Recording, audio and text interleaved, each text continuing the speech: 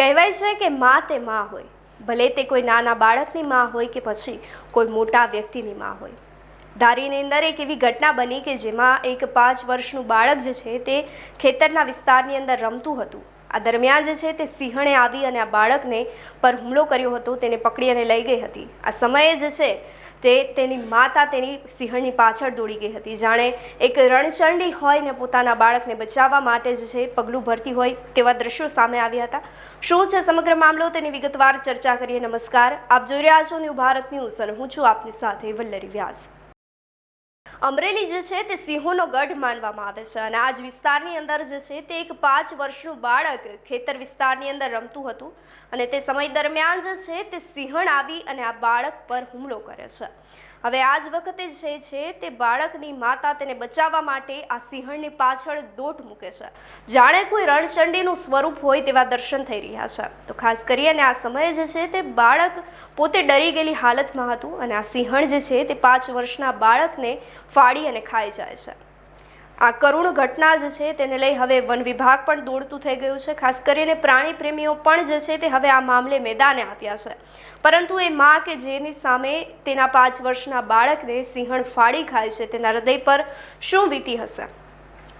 સમગ્ર મામલે હવે વન વિભાગે વધુ તપાસ હાથ ધરી છે. ખાસ કરીને આ સિંહણને પાંજરે પૂરવા માટે ચક્રો ગતિમાન કરવામાં આવી રહ્યા છે. તો સાંજના સમયમાં 7:15 હું ગામમાં સામાન લેવા ગયો હતો ને એની મમ્મી અને છોકરો આ બંને ત્યાં વાડીએ હતા. એટલે તૈયારીમાં જ ક્યાંકથી આવી સિંહણ, એટલે સીધી ઉપાડીને ભાગી ગઈ.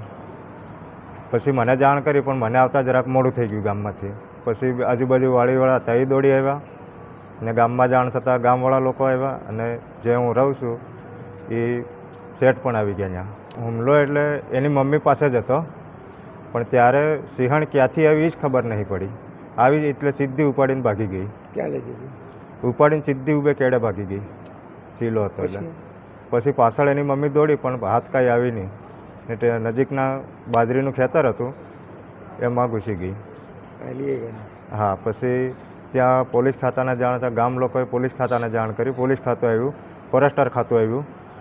એટલે પછી લાશ મળી પણ બધી વિખાયેલી મળી. ત્યાં તો ડેડ બોડી જાત આવી પણ બધી વિખાયેલી આવી હતી. એટલે પછી સલાળા સરકારી દવાખાનામાં લઈ આવવામાં આવ્યું. મારું નામ ઉપેન્દ્રભાઈ વાળા, મીઠાપુર ડુંગરી સરપંચ. વન્ય પ્રાણીઓના સતત હુમલા વધી રહ્યા છે. ખેડૂતોને ખેતી કરવી પણ મુશ્કેલ બની છે. ત્યારે ફોરેસ્ટ વિભાગને જાણ કરીએ છીએ કે દીપડો અહીંયા આવે છે, ગામમાં આવી જાય છે, સિંહ ગામમાં આવી જાય છે. ત્યારે પણ કોઈ પણ જાતની કોઈ સગવડતા ફોરેસ્ટ ખાતું કરતું નથી. ઓનલી ફોર એને જંગલની અંદર ચેકડેમો બનાવવા, જે કાંઈ કામગીરી કરવી હોય એમાં રસપસ રહે છે. અગાઉ જે ગોપાલગામમાં બનાવ બન્યો હતો તો ગોપાલગામમાં પણ સિંહણે જ મારણ કર્યું હતું એક વ્યક્તિનું. એમાં વન્ય પ્રાણી પંચરોજ કામ કરે છે તો એમાં વન્ય પ્રાણી જ લખે છે. વન્ય પ્રાણી લખીને પછી એ છૂટી જાય છે કે ભાઈ દીપડાએ મારણ કર્યું હતું. તો આજ રોજ જે માણાવો ગામ બનાવેલ છે તો એમાં ફોરેસ્ટ ખાતાને પણ ખ્યાલ છે. એના જે ફાધર છે, એના મધર છે, એણે જોયું કે સિંહણ જ અમારા દીકરાને 5 વર્ષના દીકરાને ઉપાડી ગઈ છે. છતાં હજી જંગલ ખાતાને એવું છે કે હજી વન્ય પ્રાણી એવું લખીને પંચરોજ કામ કરવાનું એની મનોકામના પૂર્ણ કરે છે બધી. પણ આવું માનવભક્ષી હોય તો એને સત્વરે પકડવા જોઈએ અને ફોરેસ્ટ ખાતું આમાં ધ્યાન આપે એવી મારી માંગણી. આપનું શું માનવું છે અમને કમેન્ટ કરી ચોક્કસથી જણાવશો. તેની સાથે જ અમારી ચેનલ ન્યૂ ભારત ન્યૂઝને લાઇક, શેર અને સબસ્ક્રાઇબ કરવાનું ભૂલશો નહીં. નમસ્કાર.